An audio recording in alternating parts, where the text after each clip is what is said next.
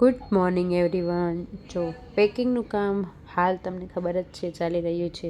તો આજે શનિવાર છે એટલે સવારમાં વહેલા ઉઠી અને દિલીપ મારી હેલ્પ કરી રહ્યા છે. અને વિશ્વમને આજે ડે કેરમાં મૂક્યો છે કારણ કે એ હોય તો અમારે કામ ના થાય.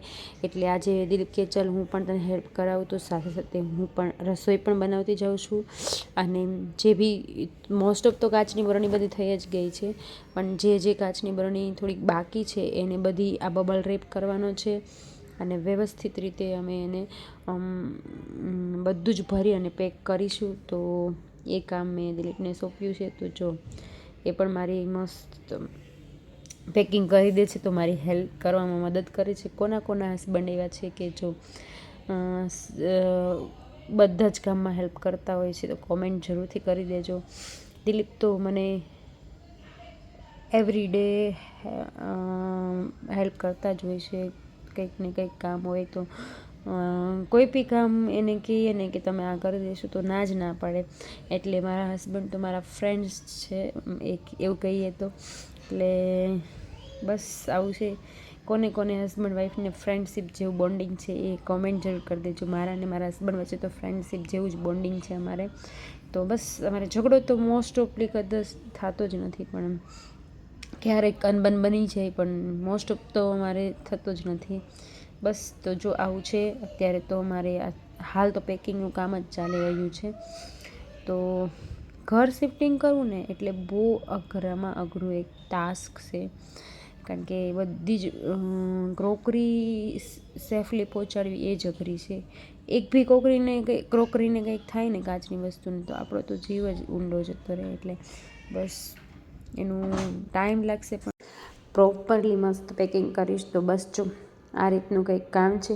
તો તમે બી જો તમારું ઘર શિફ્ટિંગ કરતા હોય ને, તો આ રીતનું પ્લાનિંગથી જો કરશો ને, તો તમે ત્યાં જ્યાં જવાના હોય ને, ટ્રાન્સફર થવાના હોય ત્યાં એકદમ સરસ રીતે તમારું ઘર સેટઅપ થઈ જશે.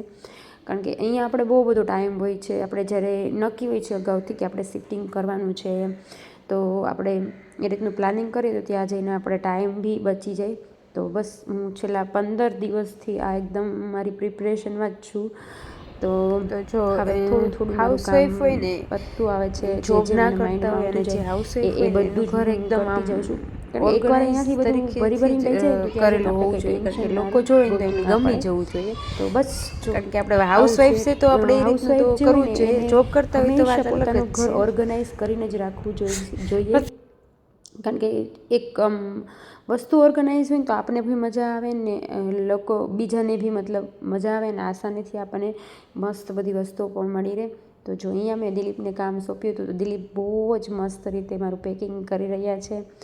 અને મારા હસબન્ડ છે એ બહુ જ હેલ્પફુલ છે, મને એનો સપોર્ટ પૂરેપૂરો છે. તો બસ જો એવું છે.